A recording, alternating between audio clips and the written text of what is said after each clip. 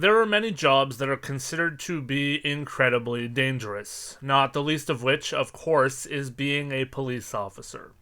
However, one of the more dangerous jobs is actually one that you probably don't think about, but has even had television shows made about it.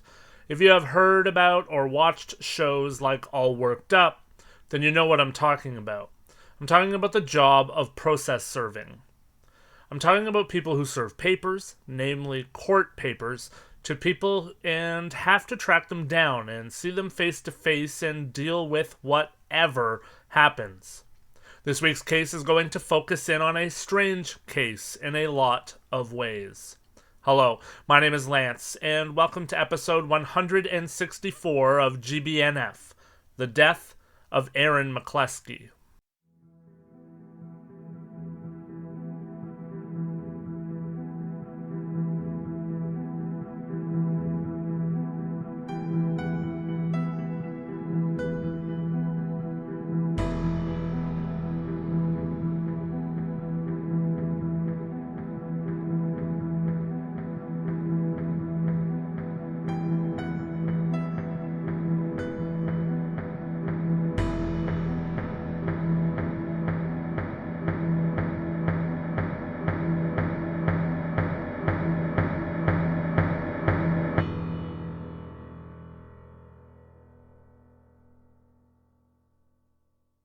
In my lifetime, I've considered many jobs that would be considered to be dangerous. There were points in time where I wanted to be a police officer, a prison guard, and even a firefighter. Those are lines of work where every day those people lace up their boots and they know in the back of their minds that there is a chance that they may not go home after their shift. And anyone who works in a line of work where that is true and real as reality needs to be deeply respected. A job that I did once briefly consider is becoming a process server, something that I deemed to be exciting, but certainly a job that I would reckon crippling anxiety at times would prevent me from excelling at. For those that are perhaps not familiar, a server is a legal professional whose job is to deliver legal documents to people who are involved in legal actions or court cases. They must locate people who in many cases do not want to be located, and they must hand them paperwork for things that oftentimes are the reason that they do not want to be located. These people often wind up with weapons in their face, chasing people, and if you're familiar with the saying, "you've been served," you have at least a vague understanding of what their job is. Erin McCleskey was a 36-year-old woman who lived in Austin, Texas, and who was a licensed server who worked for her stepfather's company, Easy Messenger, which is an Austin-based civil process service company. Her stepfather, Michael Shapiro, was the owner of the company.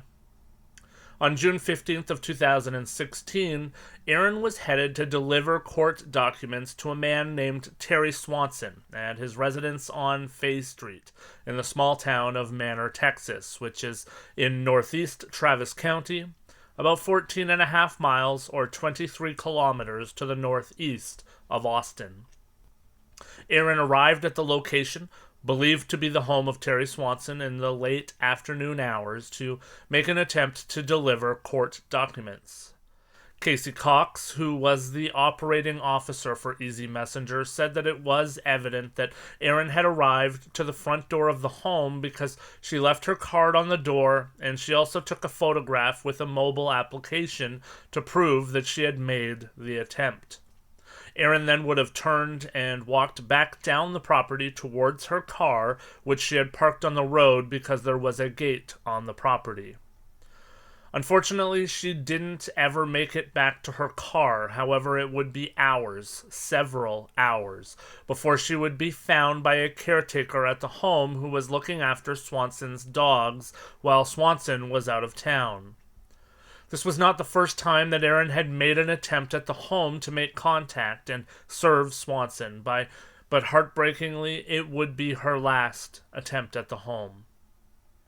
When Marjorie Kalanick, one of the two caretakers for the property and the dogs, arrived to feed the dogs, she found Erin's car, still running, on the road, which certainly alerted her that something was amiss and that someone must be on the property. It was reported that as soon as Marjorie located Erin, she called emergency services, but sadly, by the time that Marjorie found Erin, it was deemed that Erin had already been dead for at least 5 hours. Emergency services did attend the scene around 9 p.m. An autopsy report would show that Erin had died as a result of injuries that she had sustained from a dog attack. The Travis County Sheriff's Department put out a press release that said that there were 14 puppies and 6 adult dogs on the property, which were documented as Lab, Great Pyrenees Mixed, and Husky Australian Cattle Dog Mixed. It was believed by investigators that the 6 adult dogs on the property were to blame for the attack that took Erin's life. It was noted that it is certainly unusual for dogs to attack a person, and that an attack like this was believed to have been very abnormal. One of Swanson's neighbors, Vernon Ballard, would tell reporters at the time that obviously most dogs do not attack people in this way, but he said that his family had had issues with the dog at Swanson's home in the past. He said that the dogs there jumped up at the fence and all over everything and barked at people walking by, and they did so loudly and aggressively. Vernon also said that he wouldn't even walk his own dogs that way down the block because he was afraid that his dogs might get attacked if they went too close. He also said that he and his wife had long been concerned that their daughter or another child might be attacked by the dogs on Swanson's property. After an investigation, it was deemed that Erin had been attacked by the entire pack of adult dogs, but they also deemed that the homeowner and owner of the dogs, Terry Swanson, would not be charged in the case. The dogs were detained at first under a 10-day rabies quarantine at the Austin Animal Center, and then Justice of the Peace Herb Evans ruled that the 6 dogs would be euthanized on June 15th of 2016. After that ruling, though, Swanson, as well as the caretakers for the 6 dogs, Marjorie Kalanick and Robert McCrae, appealed the ruling. They believed that it may have been one dog that had attacked Erin, and part of their argument was that if Erin had not trespassed on his property, she never would have been attacked in the first place, and his dogs were confined to his yard. Swanson, Kalanick, and McCrae were led by their attorney Eric Torberson, who took on the case pro bono, suggesting that the dogs, like anyone else, deserved their day in court, because if all 6 dogs were going to be euthanized for the attack and for the death of Erin, they believed it needed to be proven in court that in fact all 6 dogs had been a part of the attack. Part of their defense was proven by studying the dogs at the shelter, and when they interacted with people, such as veterinary aides, and in video that was presented, the dogs were shown being playful, being friendly, and acting in a manner that anyone would really expect a pet would. For those of you wondering, those 14 puppies that were also located at Swanson's home were all adopted out to new owners. A major issue that did come up along the way was the fact that all 6 dogs were held in a shelter, and many people believed that that in itself was inhumane and unfair to the dogs, because it was certainly not good for their well-being to be living in such a situation. The dogs were held that way for over 1 year. One of the dogs actually died before their day in court, but not from euthanasia, but because it contracted heartworm over the summer inside of the shelter. On the flip side of that argument were many people who said that fighting the system and attempting to save the lives of the 6 dogs was a massive leech on the system, as the lengthy appeals process did take a long time.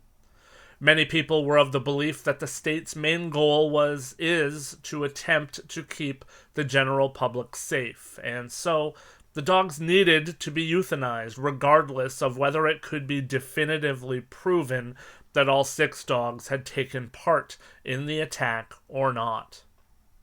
What was crazy and probably infuriated people more than anything is that according to the city of Austin, it cost approximately $40 every day for every dog, which means that for the 6 dogs, you were looking at a base fee of $240 a day, or nearly 90,000 taxpayer dollars that were utilized just for the care of the dogs, as their fate stayed in limbo as appeals continuously took place.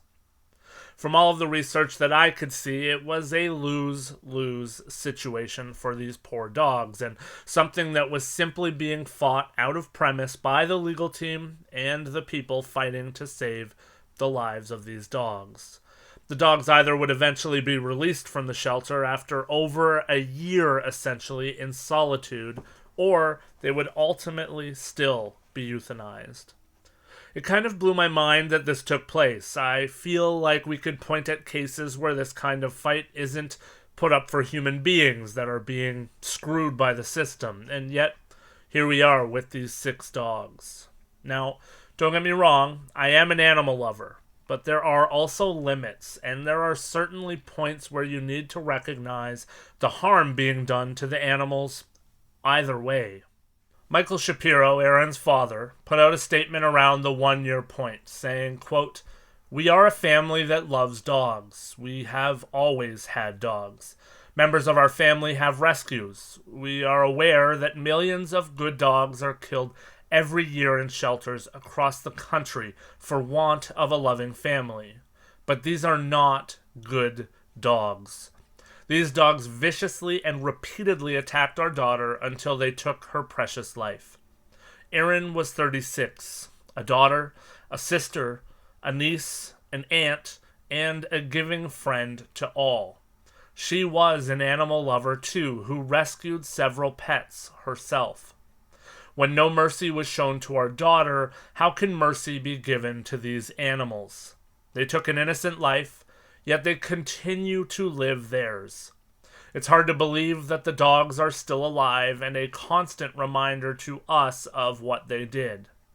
We are closely following these events with disbelief, both for the fact that the process is still ongoing and for the amount of time and money being spent on their behalf." Unquote. Believe it or not, this case thoroughly went to trial before a jury, and on Tuesday, November 28th of 2017, a jury would decide that all 6 dogs were indeed involved in the 2016 mauling death of Erin McCleskey, thus leaving a decision at the bench of Judge Eric Shepard as to what finally and ultimately would happen with the 5 dogs that were still alive. The jury had been presented with just one question at the outset of the trial, and that was whether or not the pack of dogs had caused the death of Erin by biting, attacking, and mauling her, and the jury came back affirmative. They believed that they had. As a part of the trial, Swanson did take the stand, and he said that it was Erin who had made a critical error on the day of her death when she went on his property. He also said that he didn't believe that all of the dogs attacked her. While sharing his testimony, he started to cry on the stand, and he told jurors that he loves his dogs more than anything, and that he prays for them every night. He did also say that he wished that Erin had never died, after clearly blaming her for her own death. The defense presented that it was likely just one dog that had attacked Erin, hypothesizing that one of the dogs had recently had puppies and may have been protecting her babies. The prosecution poked holes in that theory, though, by having experts present that the attack and the bite marks to Erin would have almost been impossible to have been caused by only one dog. I should also note that the defense for the dogs was pointing the finger at the one dog that had since passed away, seemingly in an effort to save the lives of all 5 of the other dogs. Erin had suffered 455 puncture wounds, and a medical examiner testified that a typical vicious dog attack by one dog would cause a person to sustain 150 puncture wounds. After the trial, Erin's family said that they were happy with the outcome and that they hope that this doesn't happen to anyone else. After all appeals were done and exhausted, the judge ruled that the dogs should indeed be euthanized, and they were after the trial was officially completed, thus ending a long, winding ordeal after the murder of Erin McCleskey. Erin McCleskey was born in Temple, Texas on September 20th of 1979, and she graduated from Anderson High School and continued on to Sam Houston State University, where she would study marketing. Erin was definitely an entrepreneur by trade, and she was a very artistic woman who loved doing photography and also enjoyed volunteering at the Texas School for the Blind and Visually Impaired. Erin had a great passion for animals, and it's been said that anyone that ever knew her as a fun person to be around, who had a great sense of humor and a laugh that could be picked up from anywhere. It was said that Erin lit up every room that she was ever in. Erin is survived by her parents, Michael and Casimiera Shapiro, her sisters, Taylor, Melissa, and Brittany, her brothers, Chesley and Jason, her nieces, Ashlyn and Violet, her nephews, Chesley Jr. and William, and so many more friends and family members. At the end of the proceedings, her family would release a statement saying, "Our family is heartbroken over the tragic passing of our affectionate, fun-loving daughter, Erin. She was an adventurous woman who always lived her life to the fullest and never shied away from a challenge. Erin loved people and had a special affection for animals.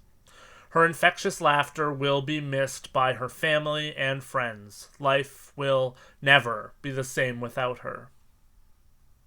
I was looking for an interesting, albeit short case for this week as we're in the midst of the holidays, and I found this one to be incredibly interesting.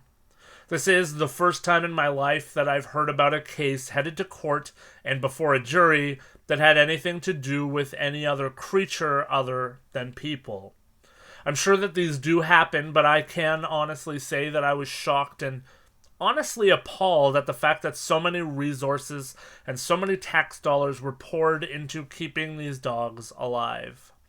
Like I said, I am an avid animal lover, so that doesn't come from a place of malice at all.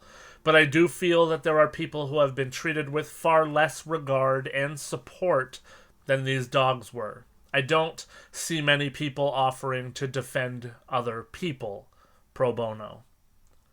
Perhaps the most interesting thing, though, was when I found out that there are many states in the United States, such as California, Florida, Illinois, and South Carolina, that have provisions to their laws so that process servers are not held liable for trespassing where there is private property, preventing them from doing their jobs, and serving citizens with legal papers.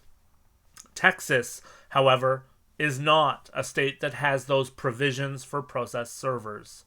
They do have those provisions for peace officers, for emergency services, and for utility workers, but nothing to support someone like Erin who was simply trying to do her job.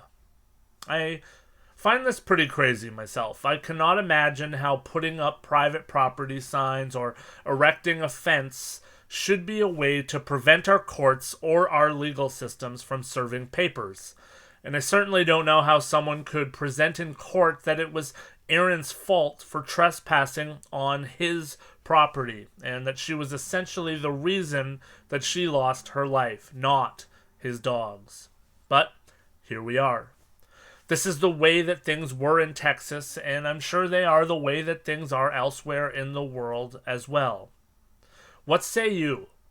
How does it make you feel that perhaps a server cannot legally do their job by crossing onto, quote, private property to serve someone? How did this case make you feel about having these dogs in a shelter for over a year while things got sorted and having a trial before a jury? Jump onto social media and let me know what you think. Search for GBNF, a true crime podcast, or GBNF anywhere that you socialize. And please, if you do want to chat, get some amazing perks like getting these episodes early and get more episodes and, of course, support the show. Head over to patreon.com/GBNF True Crime and sign up as a Patreon for the show. Here's a hint. Prices are in Canadian dollars, so for our American friends, it costs you about half of the listed price to support the show, but helps us out in Canadian dollars. I hope that you and yours are enjoying the holidays and are happy, healthy, and as always, being better. Take care, stay safe, and I'll see you all again back here next week.